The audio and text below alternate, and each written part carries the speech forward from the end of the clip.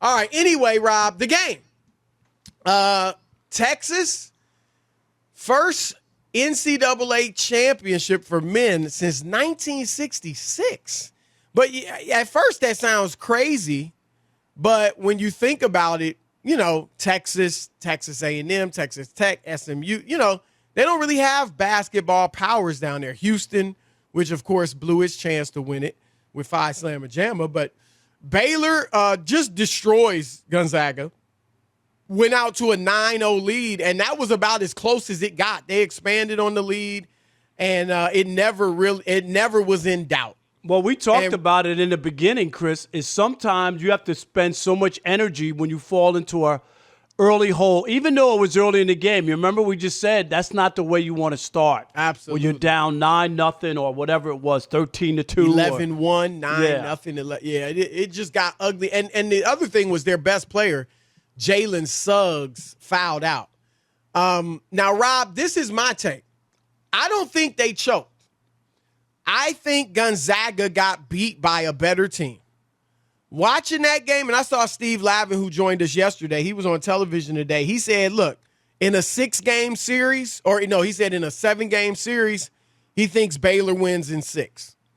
And I would tend to agree. I mean, Baylor was just faster. They were more athletic. They were a better shooting team. They were a better defensive team. They rebounded better. They were stronger. They were just better. And I get that Gonzaga was, undefeated and all that, but they do play in a fairly weak conference. I mean, let's not forget that. I don't want to poo-poo their undefeated record because they did beat some ranked teams. They beat Kansas, they beat Iowa and all that. But they also play in a weak conference where you get a steady diet of teams like Pepperdine and Santa Clara and St. Mary's and all that stuff. So they just were overwhelmed. It was as simple as that. If I'm Gonzaga, and I think their coach shared this, he didn't say it, but you could tell they got beat by a better team. I mean, Baylor was the best 3-point shooting team in the country, and they shot like it last night. They shot 10 for 23 from the arc. Gonzaga shot 5 of 19 from the arc. They out-rebounded them by 16. In fact, Baylor had 16 offensive rebounds. One of their players had 8 offensive rebounds himself, Mark Vital or Vital, whatever his name is. And Gonzaga only had 5 offensive rebounds all together. So this was, okay, I'm not going to fully deny that the UCLA game took a little bit out of Gonzaga emotionally, maybe even physically. But this was simply, to me, the case of a better team prevailing. Baylor, we talked about Gonzaga winning everything by double figures up until the UCLA game. Well, Baylor won all 5 of their 6 tournament games by double figures, and the one they didn't win by that, Arkansas, they beat by 9. They beat Houston, which was a top team in the country, number 2 seed, pounded them in the Final Four. And we saw Gonzaga struggle with a number 11 seed, but from a better conference. And so that's my take, Rob. I don't think they choked. I think they got beat by a better team. I don't buy Chris Broussard for 1 second, 1 iota. On this very radio show, we were talking about where they fit in all time. But we were talking. Well, wait, let me go. That we were talking about where they're going to fit in. Jay Billis was like, you can't poo-poo them. And they were the favorites. They were rolling over everybody. They had the schedule. They were the favorites in Vegas. They choked it down. There's no other way, Gonzaga. I can't breathe. I'm struggling. I need air. Where's Dr. Heimlich when you need him? They choke like choking dogs in the championship. I said it last night before the show, during the show. I knew it was going to happen. They won every game because all the other games didn't matter. The only game that mattered was last night. I don't want to hear about UCLA took it out of them. No, they weren't ready. They weren't ready for the big stage and the bright lights. They wilted like a burger under those heat lamps at a fast food restaurant. Gonzaga, you stunk last night. You stunk up the joint. You don't deserve to even be mentioned with the other schools that almost pulled off an undefeated season. Are you kidding me? I'm not shocked. I'm not surprised. They lived up to their billing. The little engine who just couldn't, even with an almost undefeated season. All these people making excuses. Baylor wasn't the better team, Chris. They played better. They played better, but they weren't the better team. That's why they were underdogs. That's why they were underdogs. That's why most people picked Gonzaga all year long. They weren't they played better, but they weren't the better team. Don't tell me a team that was undefeated going into the championship Baylor lost 2 games. Was not the better team. I don't care. They don't play the same schedule. You act like they play the same schedule. Then why was Baylor then the underdogs by Vegas? Why? Who cares? No, Vegas, it's not who cares. Vegas isn't God. No, it ain't, but that's if you why. watch that game, you can see Baylor was better. I'm not talking about how they played. I'm talking about going into that game. The favorites was Gonzaga. And they choked it down like choking dogs. And you know what? I'm not surprised. Good for Baylor. And I'm not going to boo-boo and cry my eyes out. Oh, what a ruined season it was for Gonzaga. No, they weren't there. And all that premature talk about them being one of the greatest college teams ever. Please. Well, I agree with you on that. And we shot that down yesterday. Helped them beat UCLA. But they deserved everything they got last night. They got their butts kicked in the NCAA championship for everybody to watch. And always remember that Gonzaga, I don't care what division you are, you're still little brother when it comes to college basketball. Rob Parker, bravo. That was a cute soundbite. Really. It was nice. It'll it'll get some views, it'll get some likes, it'll get some laughs and all that. But you cannot watch that game last night. And yeah, you want to say they just played better. No, you could see it.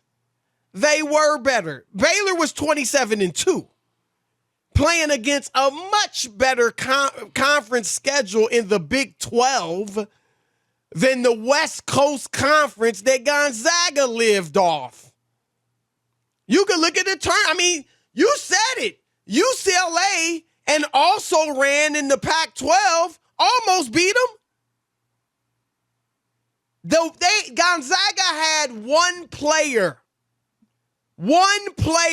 who could handle the heat, and it was Jalen Suggs. The rest of them couldn't handle it. It was too hot in the kitchen, baby. It was too much speed out there. It was too much ferocity out there. Too many biceps, too much bumping out there for Drew Timme, for Corey Kispert, for Joel Ayayi, Andrew Nemhard. They stepped up a notch and found out what time it was. But they didn't choke. They just got hammered by a better team, especially when their best player, Suggs, was out in the first few minutes with foul trouble. He can play, though. I was impressed with him. Savvy, poised, wasn't rushed, hit jumpers, hit driving shots, passed it well. He's a baller. But the rest of them weren't ready for this, and it showed. All right. Do you agree with Rob? Did Gonzaga choke? Or do you agree with me? They just got beat by a better team. Your turn to weigh in. All right, let's kick it off with Tim in Atlanta. You're on the Odd Couple Fox Sports Radio. What's up, Tim? Hey, what's up, guys? How's it going today? Good, doing great. Brother. How are you? I'm good, man. You know what? I consider Gonzaga like Notre Dame football, man. It's like They're pretty. They beat up these teams during the regular season, man. They put them in the playoffs every year, and they always never measure up, man. And that's how I feel like Gonzaga is. It's like they just remind me of Notre Dame football, man. See, I disagree with that from this year. No, they were never 30-0 or whatever. They were never undefeated throughout the whole ball of wax. Gonzaga's never been on the verge of setting history. I just don't. I don't think that's a fair comparison. Yeah, do you mean Notre Dame was never on at least recently? No, I'm talking about Gonzaga's never been here, Chris. I mean, to be able to be undefeated. You're saying, but they're a power now. You know what I mean? They haven't been undefeated, but not undefeated. Has hardly. No, that's what I'm saying. This was a special. Nowadays. This was a special place to be in, and that's all I'm saying. I just can't look at this and think of them years ago, them just making a tournament, or people saying, hey, maybe they might win one year. Like this was their chance, and they didn't do it. All right. 877-99 on Fox. Cage in North Carolina, you're on the Odd Couple, Fox Sports Radio. What's up, Cage? Hey, what's going on, guys? How y'all doing? Doing good, brother. How are you? I'm great. Can't complain. I don't think Gonzaga choked. I think they got choked out. I think they was down like 15 points when they were putting their sneakers on. And a lot of people don't realize this matchup was supposed to happen early in the year, and they got hit by COVID. And a lot of people didn't realize they were individually quarantined, and by them being individually quarantined, their chemistry was messed up. Because I think they got beat the brakes off by Kansas, if I'm not mistaken. I could be wrong.